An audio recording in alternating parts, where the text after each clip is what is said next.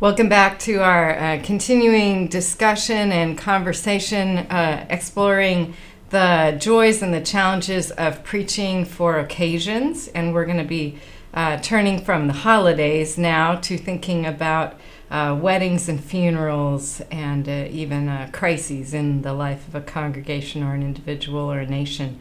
These are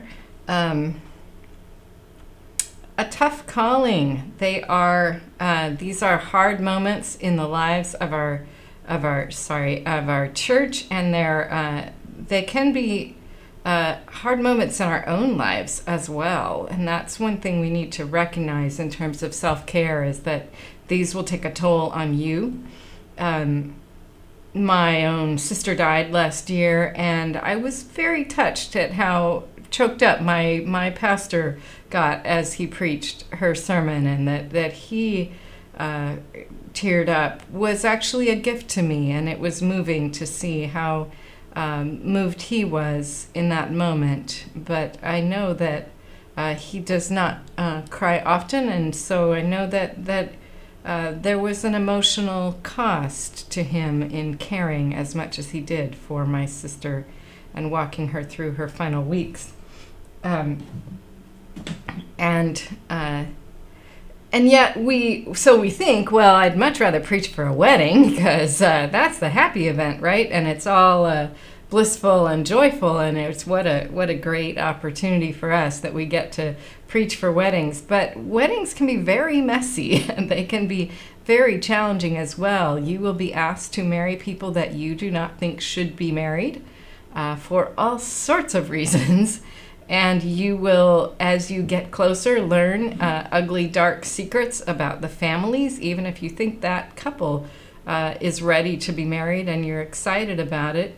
I had the opportunity of preaching for the second wedding of the same couple. It was the one marriage, but the first wedding, because it was an interracial situation, the one whole family had chosen not to come to the first wedding. So for the 10th anniversary, I got to preach at a wedding at a service when both families were present. So these can be very joyful occasions, but they can all be messy. And a lot of pastors say that they actually feel more that they clearly get to preach the gospel to hearts able to receive that, to good news of our faith at funerals than at weddings. But just as this is probably a little more geared towards funerals than to weddings, but these are true of all of these occasions, is that these events, as I've said already, are never clean. They are, and what I mean by clean is, a funeral of a saint who dies in her sleep at age 90, beloved by family and church. That would be a clean funeral to preach, wouldn't you think? Well, I thought I was headed into such a funeral of a woman who had died in her sleep at age 90, beloved by family and church. But as the week of preparation went on, I learned that she was actually deeply resented by both family and church because she was kind of a bully in a lot of settings, and that she'd had a little bit of a gambling problem, and etc. And so,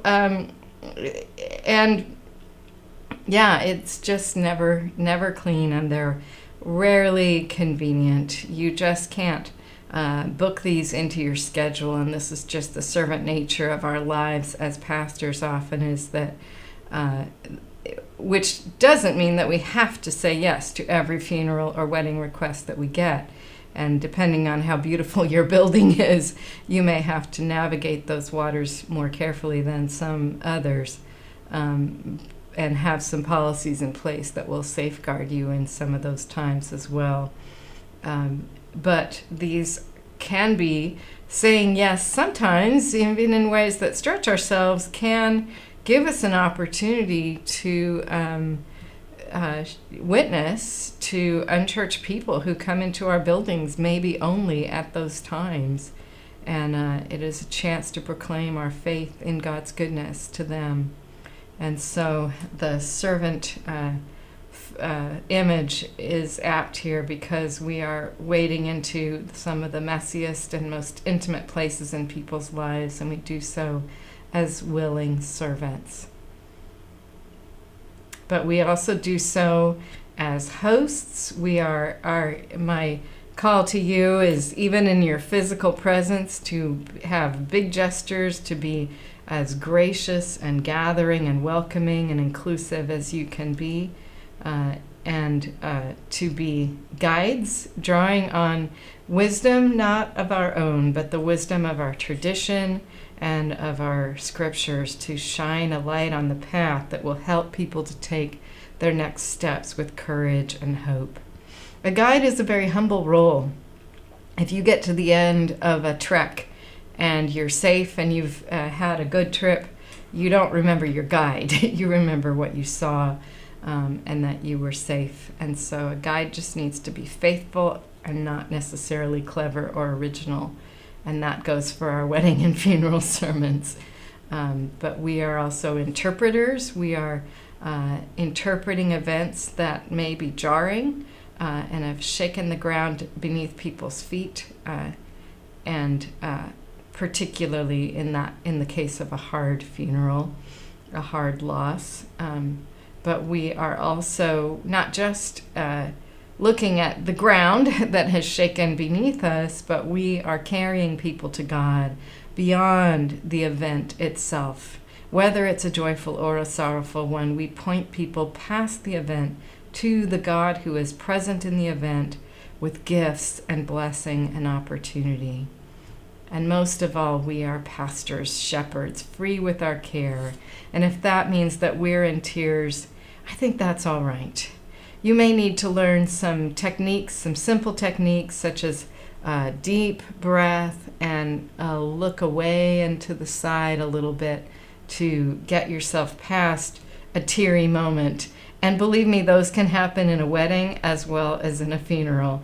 But don't feel that you need to shield your loved congregation from your own emotions in the case of a deep loss that they are sharing. You do need, in some ways, to perform your role adequately, so you need to kind of get above it enough to adequately do that. But you need to be in there with them too, so it's kind of a messy tension that we're in as pastors in these times.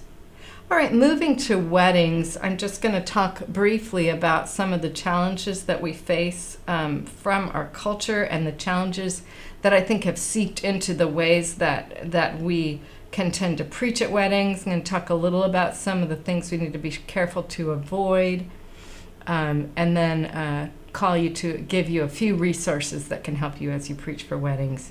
So we know that the culture presses in hard on how we understand and conceive of weddings and of marriage today, and there's a lot of idolatrous understandings of marriage and just the idealized Western individualism that has crept into our understanding of a couple as kind of a cocoon and a haven from the ravages of the world, instead of a team that is missional in engaging the world. And they're pretty shielded away from the church too. And that is where I love Stanley Hauerwas's writing on the ethics of marriage. He says it is our conviction that the church is formed by a story that gives it the convictions necessary to sustain those who are called to marriage and have children in a world that has been bent by sin and evil. which is why in my own tradition we do not actually marry people on the beach or in a garden, as lovely as those settings are, because we want to be reinforcing the understanding that the church is crucial to sustaining marriage. And the other challenge that we face as we preach for a wedding is remembering that there is brokenness, failure, and loss within the congregation who is listening. And so we need to have sensitivity that we are not just preaching to this starry-eyed couple, but in the hearing of single people, bereaved widows, couples whose marriages have lost their joy, couples enmeshed in maybe blissful love, but whose marriages lack any center in Christ. To all of those, we need to be proclaiming God's truth and good news and solid Christian teaching about marriage, but with sensitivity and care for the hurts that may be present in our congregation. So those are just a few of the challenges that we faced as we enter into this. So speaking into some of those distortions from our culture and pain in our congregations, I would call you to preach marriage as a gift from God to be received by grateful and dependent creatures who are not seeking to be the heroes of this idealized story, but rather entering into a new season of entering into God's story and preaching God as the sustainer of their marriage and not their own heroic love. I would encourage you to lean upon the tradition. There is so much richness in, particularly, this is a time where some of our classic articulations of marriage and death, weddings, marriage and death in, say, the Book of Common Prayer, have just beautifully articulated this, and I don't think a personal writing of our own vows can beat some of the prayers in the Book of Common Prayer. Just some prayers and words from those selections from the Book of Common Prayer, particularly the emphasizing the church's role in that. And I don't think we take that nearly as seriously as we need to when we perform a wedding. But Bonhoeffer did. He said, in a sermon that he wrote, I believe from prison, to his niece, he said, "Marriage is more than your love for each other. It has a higher dignity and power, for it is God's holy ordinance through which he wills to perpetuate the human race. In your love, you see only your own two selves in the world, but in marriage, you are a link in the chain of the generations which God causes to come and to pass away to his glory and calls into his kingdom. In your love, you see only the heaven of your own happiness, but in marriage, you are placed at a post of responsibility toward the world. Your love is your own private possession, but marriage is more than something personal. It is a status and office, just as it is the crown and not merely the will to rule that makes the king. So it is marriage and not merely your love for each other that joins you together in the sight of God and man. As high as God is above man, so high are the sanctity, the rights, and the promise of marriage above the sanctity, rights, and promise of love. It is not your love that sustains the marriage. From now on, it is the marriage that sustains your love." It's from a sermon that, as I said, you can Google that, Bonhoeffer wedding sermon, and it's a lovely and true word about marriage.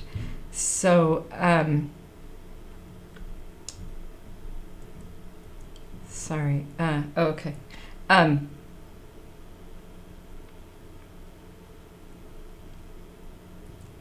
just one more example of some of the beauty that you can find in the Book of Common Prayer, or the Book of Common Worship. This is a beautiful line that even gets a little bit of eschatology in to its teaching on marriage. Finally, in your mercy, bring them to that banquet where your saints feast forever in your heavenly home. Oh, such good theology in the Book of Common Worship. Let's, even if we're in a very low church tradition, let's avail ourselves of the wisdom of some of those beautiful books. So, some practical advice for wedding sermons: lean on tradition, as I say, draw from those sources, those wells of insight and wisdom. Have a simple template, which I think is coming in a slide or two. Build a limited repertoire of texts. I mentioned that in the last segment, that you don't want to be offering the couple, I'll preach from anywhere in Scripture. I would say have 7 or 8 passages that you are gradually building up, that you can preach from, and that are fitting for weddings, and that you've done some basic exegetical work on, and then you don't need to be original. Like I say, your template will be simple, and the beauty of it will come from crafting language well, and from your affection for the couple that you can convey. Keep it short. They are standing after all, and have their names on a card that you can hold in your hand, even if they're old friends. That's just, you all have heard the nightmare stories about Anne and Carl when it was Dan and Carla or something like that. We don't want to do that for people. So a simple outline of a wedding sermon would be just as simple as this: an introduction with a welcome to all, the reading of the text, its theme and setting. Again, this is not the time to be going deep into the very interesting background and what comes in the chapter before it and after it and all of that. It's very simple, few sentences statement of the main truths of that text and its setting. And then let that launch you into the Christian beliefs about weddings, and bless the couple and the congregation with promises. Exhort them to, as some of the very things we've just been talking about leaning on the church and leaning on God, and remaining missional as a pair. So call them to forgiveness and grace and servanthood, and bless them, and conclude. So that's, I was going to say, I love inductive preaching that puzzles over a text and teases out a problem and takes us to a new level of insight and makes us work together on that problem. That's not what we're doing here. Nobody is looking for that.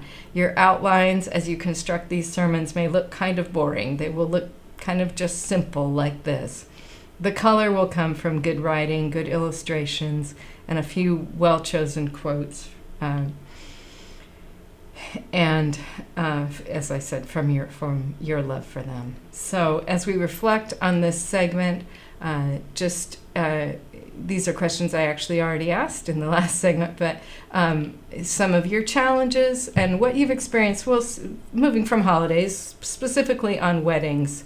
What are the challenges that you have experienced as a preacher for weddings, or as a listener, or maybe as a couple, a member of a couple who was preached to? What was the best thing you heard preached at a wedding? And do you have a worst moment you'd like to share with the class? That'd be fun. We'd love to hear it. So in our next segment, we'll tackle funerals and moments of crises in congregations, and what we need to be and do to preach well into those moments.